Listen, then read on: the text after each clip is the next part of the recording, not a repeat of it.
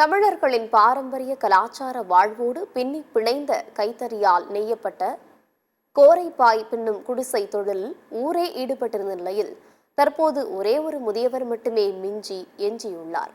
முதியவரின் புலம்பலை விவரிக்கிறது இந்த செய்தி தொகுப்பு.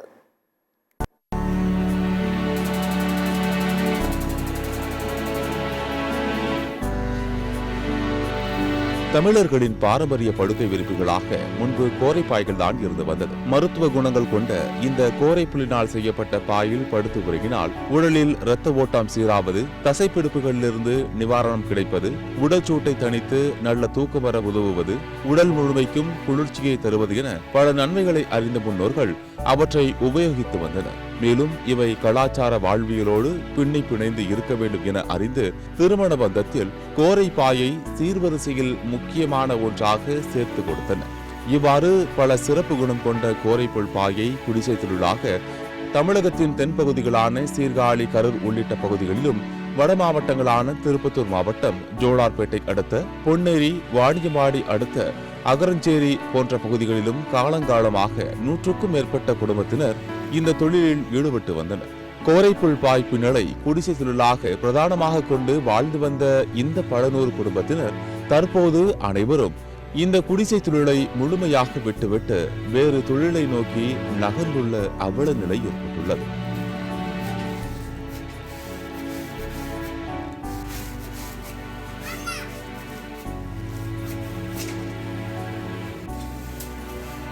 இந்த தொழிலை கைவிட முடியாத முருகன் என்கின்ற ஒரே ஒரு முதியவர் மட்டும் தற்போது வரை தாக்கு பிடித்து கைத்தறி பாய் பின்னலில் எஞ்சியிருக்கிறார். அவரும் வயது மூப்பு காரணமாக நேரம் கிடைக்கும் போது மட்டுமே செய்து வரும் நிலையில் இது குறித்து அவர் நம்மிடம் கூறுகையில், நான் கடந்த 50 வருடங்களாக கைத்தறியில் பாய் பின்னி வருகிறேன்.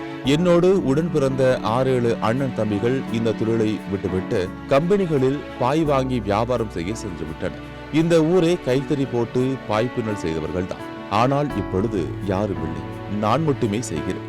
இதற்கெல்லாம் காரணம் கோரைப்புல்லின் விலைவாசி உயர்வு. பெரிய பெரிய கம்பெனிகள் லட்சங்களை முதலீடு செய்து கரூர் போன்ற பகுதிகளில் இருந்து கோரைப்புல்லை எடுத்து வந்து எங்களுக்கு விற்கிறார்கள்.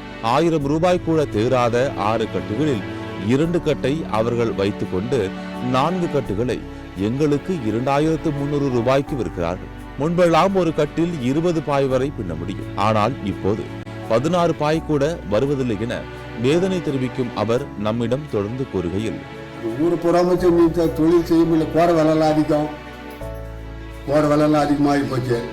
அதனால யாரும் செய்யல, அது யாரும் விரும்பல. அவங்க விட்டாங்க, அதெல்லாம் தொழில் மானாங்க. பாய் முன்ன 20 பாய் வரும், இப்போ 16 பாய் தான் வருது ஒரு பண்டலுக்கு. பண்டலுக்கு கணக்கு போட்டு 4 முடிச்சு தான் எங்களுக்கு கொடுக்குறோம். அங்கிருந்து வரதவனுக்கு 6, 2 மிக்கின்னு 4 தான் விற்கிறாங்க எங்களுக்கு. அவன் அதில் எங்களுக்கு ஒன்றும் கட்பிடி கிடையாது. அதில் மேலும் அரசு தரப்பில் மிஷின்கள் வாங்க உதவி செய்தால் தொடர்ந்து செய்வீர்களா என கேள்வி எழுப்பிய போது உடனடியாக மறுப்பு தெரிவித்த அவர் தொடர்ந்து விளக்கம் கோருகையில், அதற்கெல்லாம் ஆள் வேண்டும் என்றும் ஆள் பற்றாக்குறை இருக்கிறது என்றும் தெரிவித்தார்.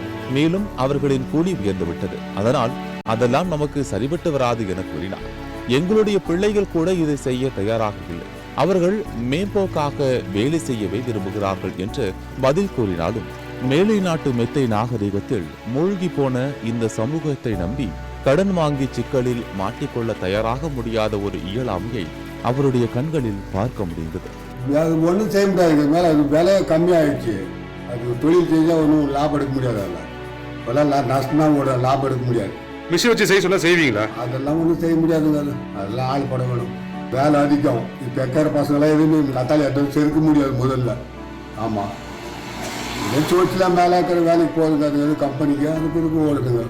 தமிழக அரசு சிறுதானிய உணவுகளின் பக்கம் ஆரோக்கியம் சார்ந்து மக்களின் மனநிலை மாறுவதற்கு எடுத்துள்ள விழிப்புணர்வுகளைப் போல ஓலைச்சுவடிகளையும் கல்வெட்டுகளையும் பாதுகாக்க அரசு சார்பாக மேற்கொள்ளப்பட்டு வரும் நடவடிக்கைகளைப் போல ஆரோக்கியம் சார்ந்த நம்முடைய பாரம்பரிய பயன்பாட்டிற்குரிய கைத்தறி பாய் குடிசை தொழிலாளர்களை ஊக்குவிக்க அரசு முன்வர வேண்டும். அவர்கள் ஐயமில்லாமல் துணிந்து அழிந்து வரும் இந்த ஆரோக்கியமான கைத்தறி கோரைப்பாய் பின்னலை தொடர்ந்து செய்ய நடவடிக்கை எடுத்து அடுத்து வரும் சந்ததிகள் கோரைப்பாயின் மகத்துவத்தை மறவாதபடி பாதுகாக்க வேண்டும் என்பதே இனிமேல் இந்த தொழிலை செய்ய முடியாது, எல்லாம் அழிந்துவிட்டது என்று பதவதைத்து விரக்தியோடு பேசிய முருகன் போன்ற முன்னோர்களுக்கு நாம் செய்யும் தலையாய கடமை என்பதில் சந்தேகமில்லை.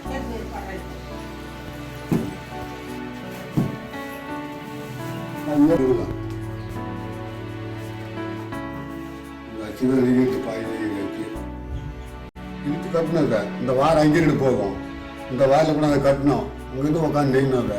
ஆமாம், காலையில் 5 மணிக்கு போனால் சாயந்தரம் ஒரு 6 மணி அது பாய் எடுக்கிறதுக்கு.